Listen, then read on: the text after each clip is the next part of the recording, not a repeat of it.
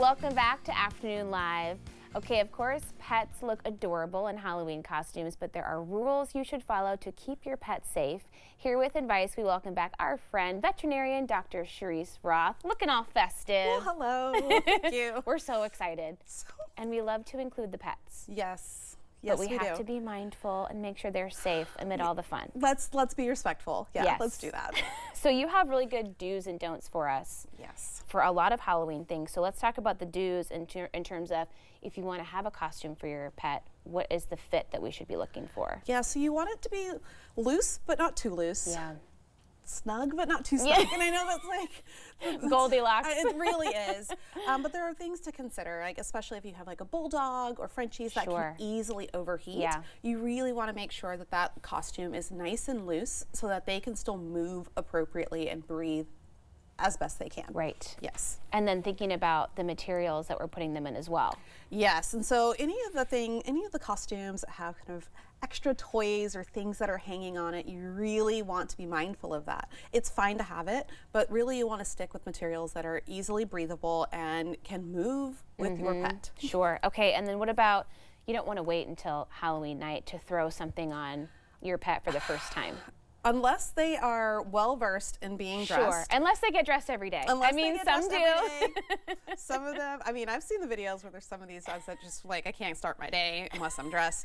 Like, go for it. Fashion. But really, just like with a lot of new things for pets, you really want to give them short periods of time. And I mean, put it on for a minute, take it off. Put it on for 5 minutes, take it off, so that they understand that, one, how to get it on, but also that it's not something that's permanent, especially if you have a pet that is anxious or is uncomfortable in the costume, which I would actually say, if they have a really negative reaction to it, put on a cute collar. Yeah. Pull out a cute collar. It's not worth it. We don't have to torture them. They're cute by themselves. Exactly, yes, exactly. Absolutely. Okay, and another don't is, like you said earlier, using costumes with maybe detachable parts that could be a choking hazard. Yes, I'm honestly to the point, any of them that have kind of danglies, anything that can be reached with a pet's mouth. They're gonna get to it. Can and will be eaten. Yes.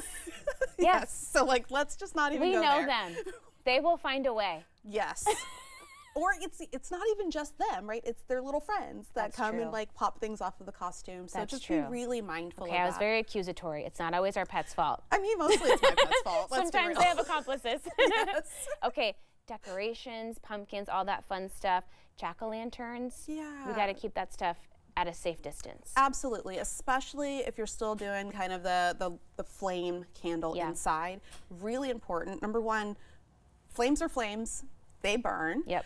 If it's knocked over, if you have the kitty that likes to knock things off the countertops, you don't want that flame to get into your house, right? And so really being mindful, and actually I highly recommend just doing the little Voltives that are just battery powered. You know, it's easier and it's so much safer, but do still watch those because they have batteries in them. For sure. And then other cords, strings of lights, those types of things too. Just like around Christmas time, you know, we get very creative in the decorations that go all over the house. I mean, we do it big.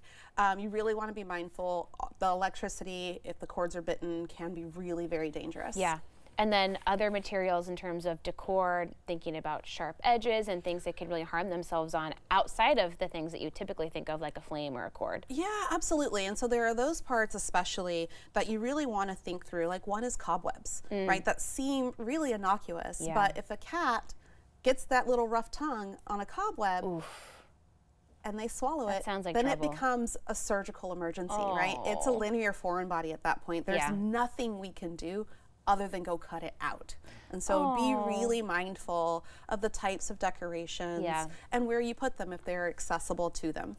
And then another don't leave any candy around, just period. I mean, we just got to make a rule to not have that stuff accessible. It's true. And I mean, the best possible outcome is that you find it right away and you can get them somewhere to help them vomit it up. But there are some breeds that we can't do that in safely even.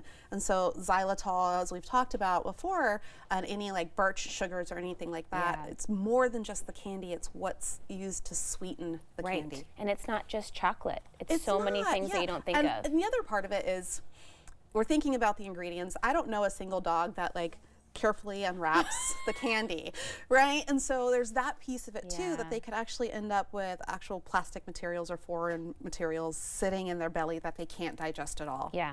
We got to protect them as best we can. But also it's Halloween, so yay. We're going to have fun and be safe at the same time. That's right. Thank you so much. Absolutely. Great anytime. to see you. We'll have more information on our website at katu.com. We'll be right back with more Afternoon Live right after this.